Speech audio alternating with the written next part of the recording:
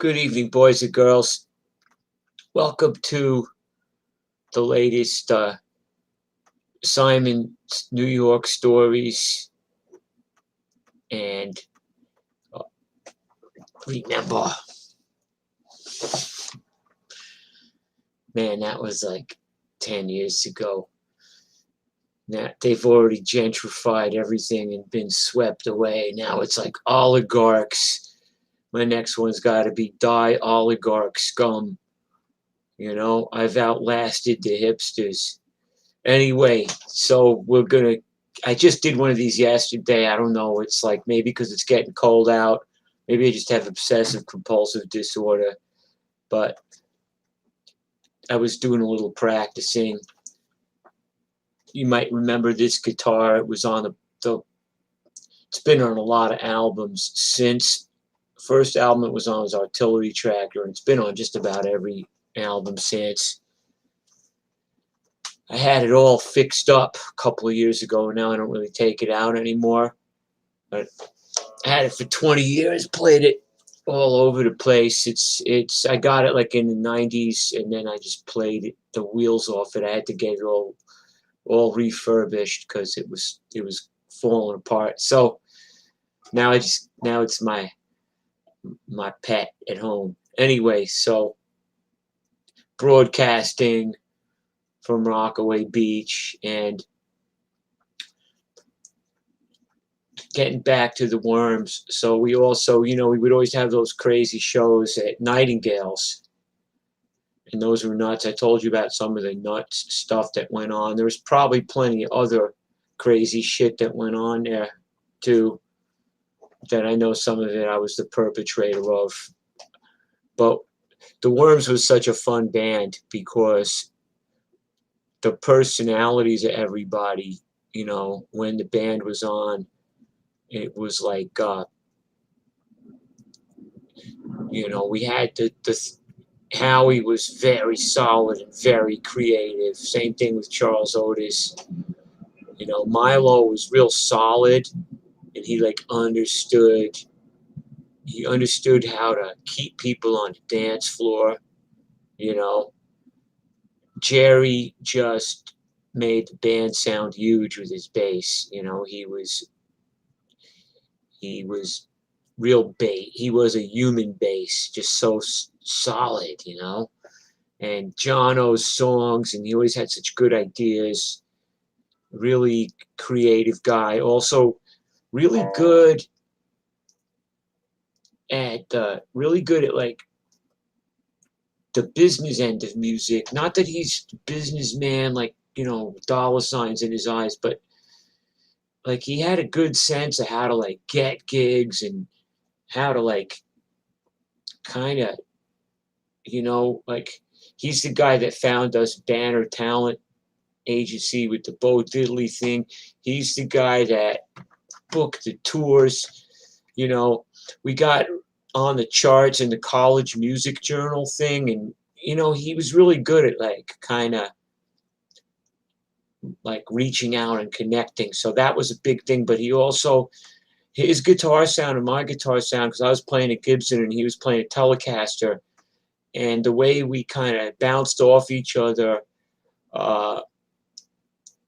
it was like we just kind of were always weaving the guitars in and out. It wasn't like lead and rhythm. It was like we were just always kind of sparring. It was good. The horns were always great, all the horn players. But so we were on the road, we're playing Nightingales, and we played, with Bo Diddley, but we also got to open up for the Ventures twice, okay? Ronnie Spector, holy shit. You want to talk about a goddess among women. Rick Danko and Levon Helm many times. Alvin Lee at 10 years after. Kind of a mismatch, but when I was a kid, I dug me some Alvin Lee. He was a shredder, for his day. And we also Albert Collins and Dr. John. that we got to share stages with, you know. And so then, you know, we came back. We did a whole bunch of these worm tours, like '85. We went on another one. We came back, and it was the winter, and you know, we'd done the first Worms album. We did it on 48th Street. At that time, that was where all the music stores were. I mean, it was cool. It was a place I'd been going to probably since I was 10, 11 years old, just staring at guitars. And, you know, I found one of my favorite guitars there, and I got it for $5 down. And then I was like paying Larry or Richie with coins that I would go out on the fucking street and busk, you know, and they were kind of pissed, but they took the coins, you know, anyway. And then finally, you know, my kid's mom helped me out to get it, and Greg Poulos. So well, we were doing these worm tours, and then we came back and we were recording the album at night. I remember because Cameo was in the studio the same time we were, and you know, we'd record at night, and you know, it was fun. It was like, wow, we're in a real recording studio, and it was also like the Outsets record still holds up as a good record. You know, I mean, you had good players on it. You had Ivan, you had Vinny D'Annunzio, and Bobby Albertson, and those guys were good players. And and I remember because we recorded in Connecticut, and we got thrown out of this hamburger stand. They were like, "Well, you can't eat here," you know, because we were punk rockers. We looked kind of fucked up, so they threw us out. So, so you know, and Ivan is African American, so maybe they threw us out because of Ivan too. I mean, you never fucking know. It was like, but that was a good record, and this was like the Worms record was only the second time I ever gone to a recording studio that it really held up. You know, I'd made these fucking demos and everything, but there was always something about them that was like, I mean, you could hear it. You could hear the Worms demos and everything, and this is the first time, you know, that I did something where it fucking took. You know what I mean? It took on it, man. Like, here we go, you know, and we had fun with that record. You know, I was, and then we went to make the second one, and Curtis was really sick by this time, man. This is the last time he ever played. He came in and played, and it was like Hanging Out for Your Love, Too Much Hate, Pitch a Ball, and like this Worm Opus 1369 in the key of X or something, or Worm Symphony. It was like, so we had, you know, we had like a soul tune, a jump blues tune, uh, and a couple of funk tunes on it. The funk stuff was real big. Funk had been kind of semi-forgotten in New York because hip hop had come out, and punk, you know, hardcore punk had come out, and hip hop, and then there was the indie, the college rock stuff.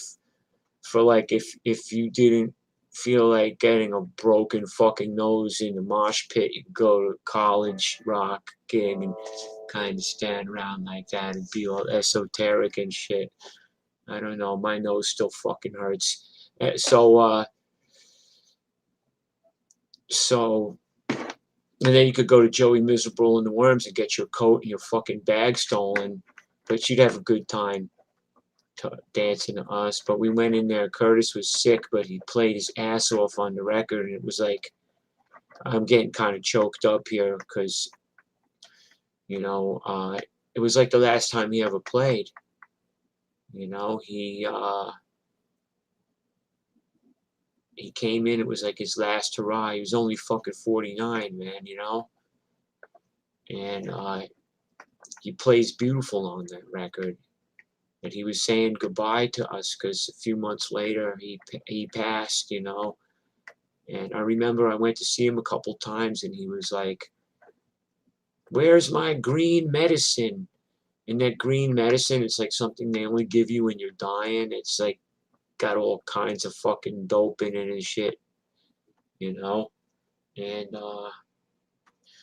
the thing about Curtis is that Charles Otis, who passed away about 5 years ago, and then Curtis, who passed in '86.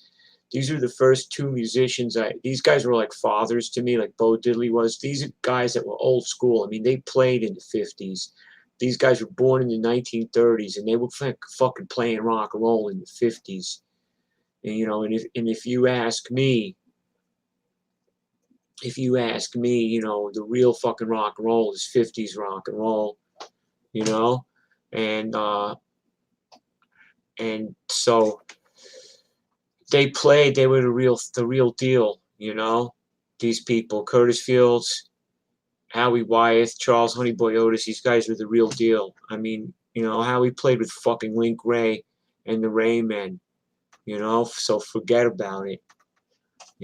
Curtis played with Ray Charles. Charles Otis played with Smiley Lewis, Professor Longhair, Fats Domino, Little Richard, Joe Jones, Guitar Slim, the Dixie Cups. He's the drummer on Going to the Chapel. We're going to get married. That's him.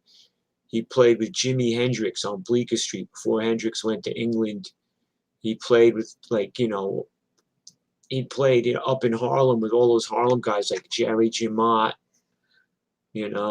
Played with Dr. John, but he didn't like Dr. John. They disliked each other. I liked both of them. Dr. John was good to me as a person, But these gentlemen, Charles and Curtis, they did not drink, they did not smoke, they did not do drugs. Nothing. They were totally straight. And I was like, how can you be a fucking stone cold rock and roller to your fucking balls, to your toenails, and not get high, And Charles used to tell me, listen to me, young man, that shit you smoking, you don't need that. You better than that. That shit just a crutch. You don't need that shit. Think about it. Think about it. That's Charles, And Curtis used to say, well, I'm just as obsessive and compulsive and addicted as I ever was. Back when I was strung out, I sold my 1959 Sunburst Les Paul. Got it for $150. And I sold it for half a load. When I was strung out, I wish I still had that guitar and my Fender Tweed Basement amp. A Fender Watt is like a country mile.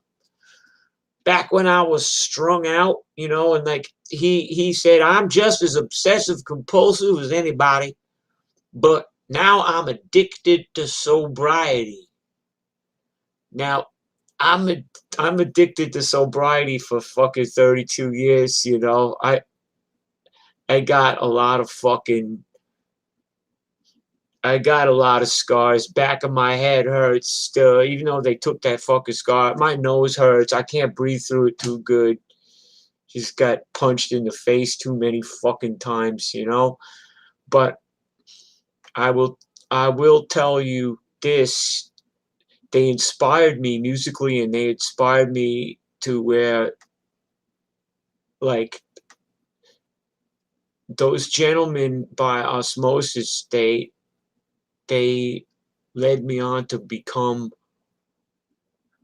somebody who for 32 years has not drunk a beer, smoked marijuana, gotten high on anything, And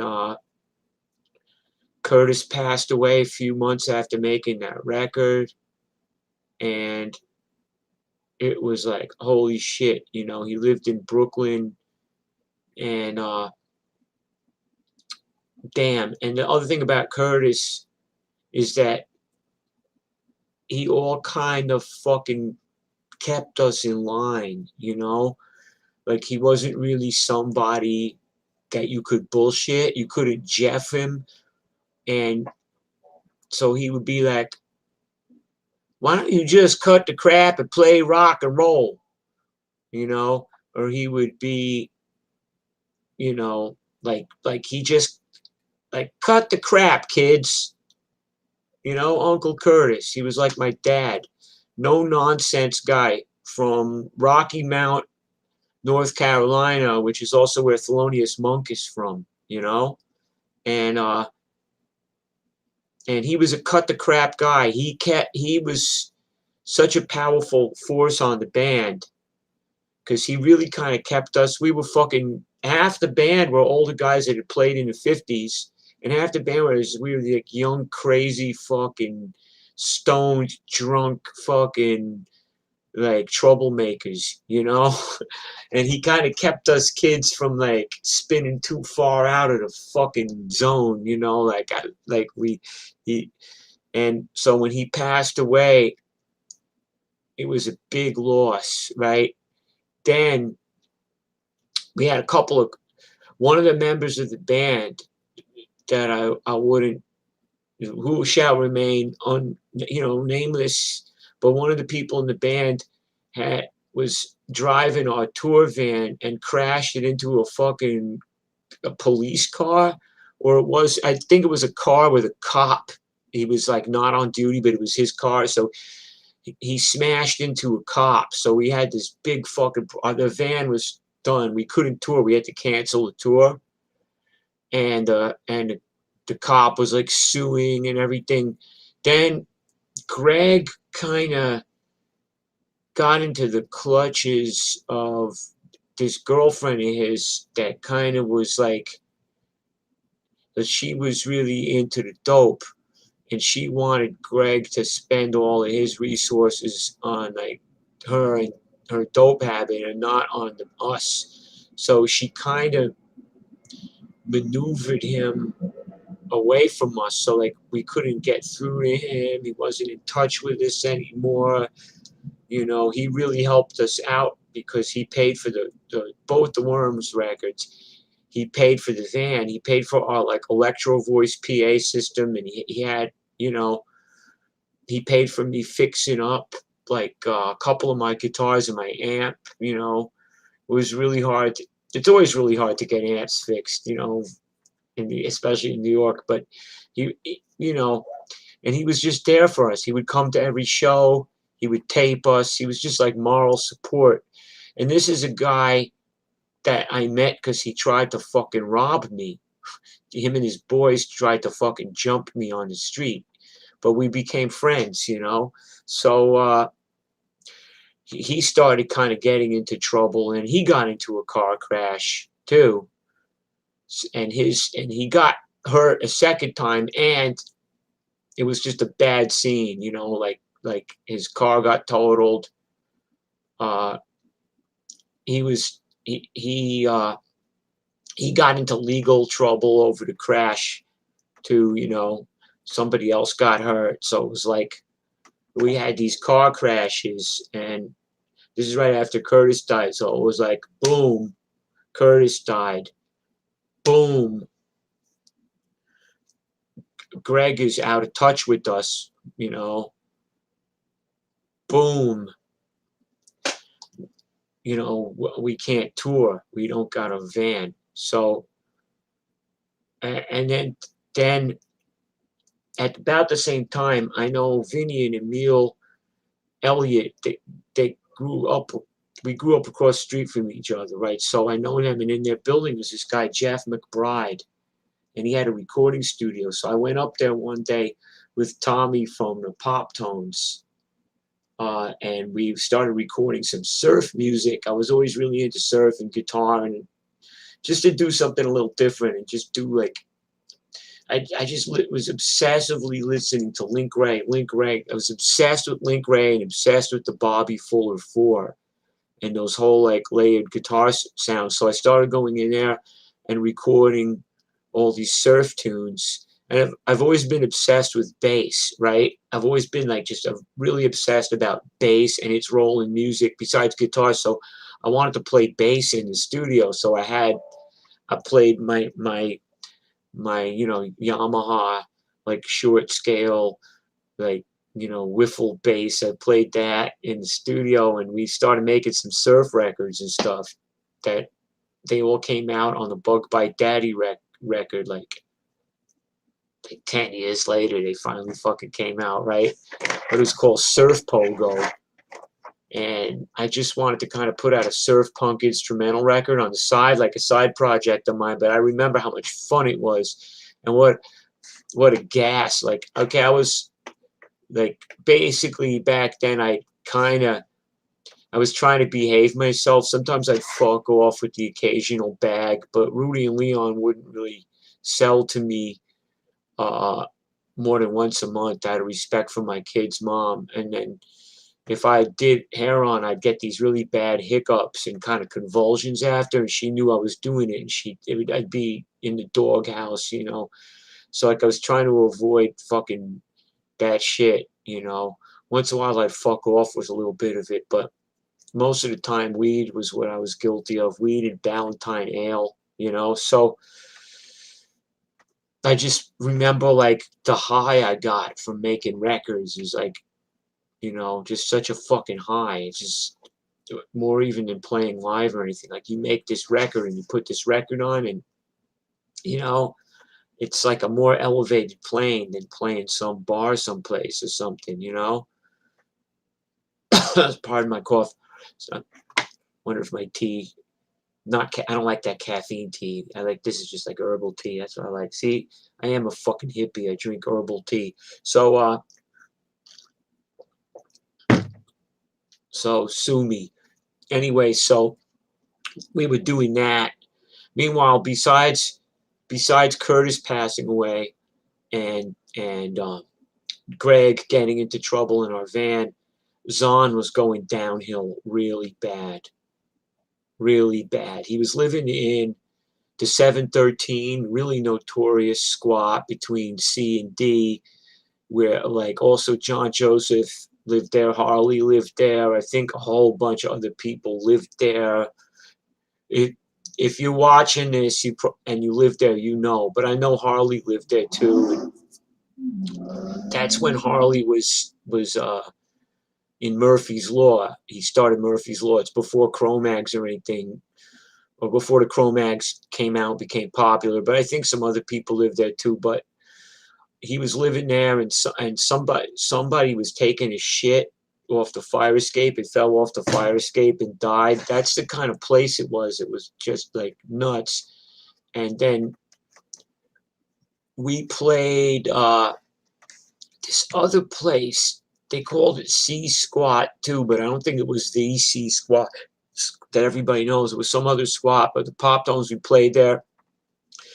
And it was a real good gig, you know. It really went good, and it was like, you know, it was nice. I loved playing in Joey Miserable New Orleans, but I always liked to have my little side projects, and I liked the Pop Tones because it was like fucking punk rock, you know, and it was even like kind of old-fashioned punk rock for that day. It was still like 1977 style kind of punk rock. It wasn't the newer hardcore style at all, you know.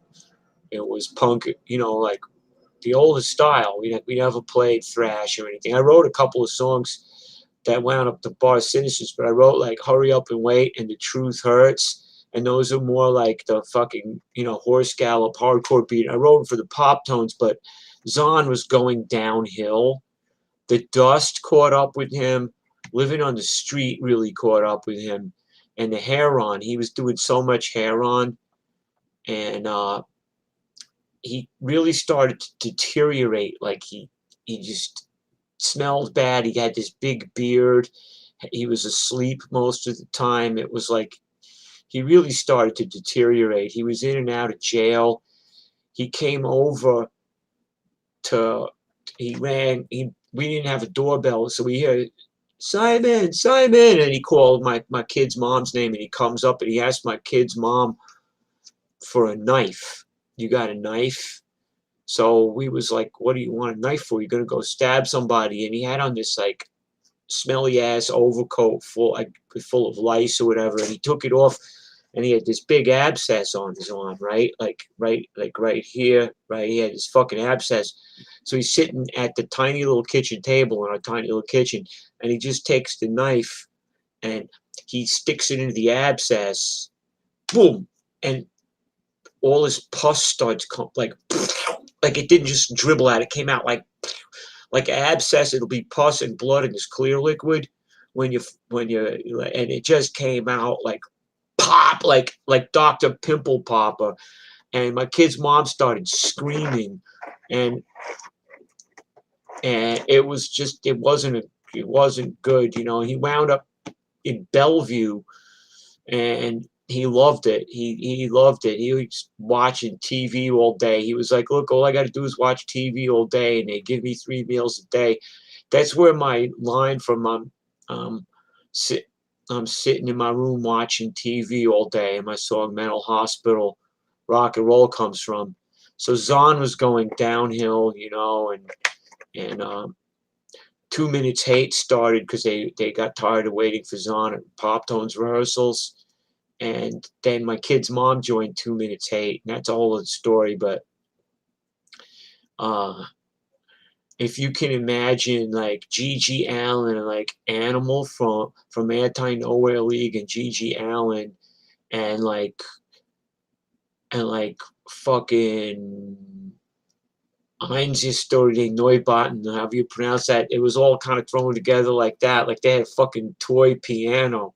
Like the lead instrument was a toy piano. It was like the most fucking nihilistic music that you ever heard in your life.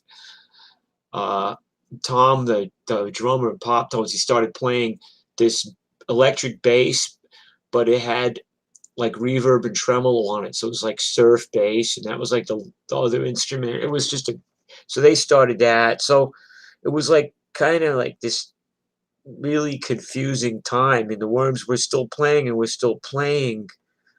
But it was, look, I love these guys. I don't got no problem with any of these guys. Life's too fucking short, okay? I'm getting choked up here, but it was like whatever my fucking like glaring and fucking fatal egregious flaws as a person are, and whatever degree of like drugs I was doing, marijuana I was smoking, everything. Like I kind of always had this part of me that tries to forge ahead musically, and we hadn't rehearsed in a long time. Like we would go to the gigs and we'd go on tour, but like the last rehearsals we did were for the Hanging Out for Your Love record, and then it was like, well, let's write songs. Me and Johnny used to sit around and write songs. Let's write songs. Let's do something. Let's keep moving. Let's keep progressing. And sometimes I'm too much of that. Like some people don't want to progress, and I'm always trying to get them to progress, and it's like a waste of their time and mine because they're not going to progress, and I'm a fucking jerk off for trying to get them to progress. So, uh, but I wanted to, keep writing songs. I wanted to take us, higher musically, and it was like impossible to get the band organized. It was always like somebody had to do this or somebody had to do that, or they would cancel out a rehearsal. So it was like kind of sabotage. It was impossible to rehearse and impossible to get together, but we were playing the gigs and everything. So we kind of just got into this thing where we were just like playing our songs, and we had our fans, we had our Nightingales thing. And like with me, I've had, sometimes you get momentum, you get some traction in the music business, the music scene, and then sometimes you just don't have any momentum. So like what happened with me is we'd play Nightingales and the place would be packed, everybody be dancing, they'd put like 50 cents in the tip jar or $1 in the tip jar, and then we'd be playing a Lone Star the next night and there'd be nobody there. Then we'd see these people, oh, how was your gig at the Lone Star? Sorry I couldn't go. I mean, you can't depend on even your best fans to be there all the time. It's unrealistic. But I've always struggled with like entitlement problems and like unrealistic expectations, and wanting the sun, moon, the sky. I'm kind of a dick that way. So like, I would get frustrated from that.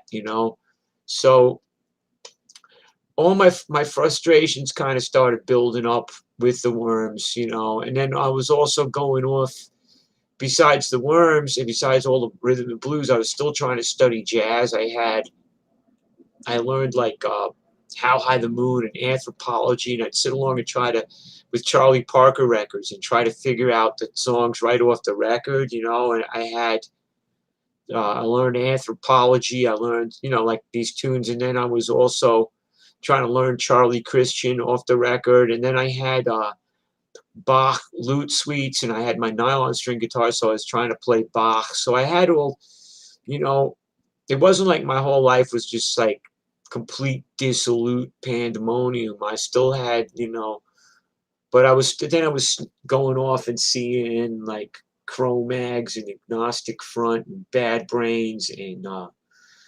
the Descendants and the Circle Jerks and the Cramps and DOA and what other bands was I going to see? Voivod, love Voivod, and The Mob and Warzone, you know, and all these bands. So I had this other like life of like kind of being a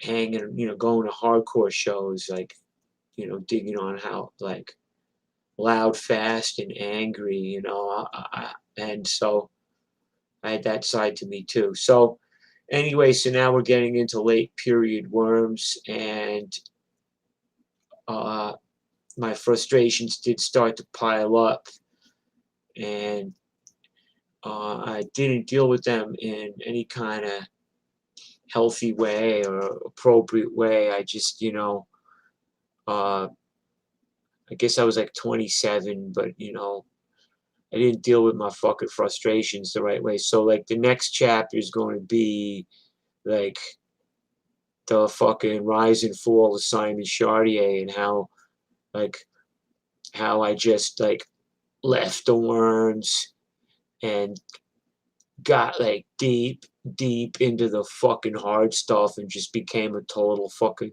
piece of shit on the street, and that's going to be the next the next chapter. Mwah!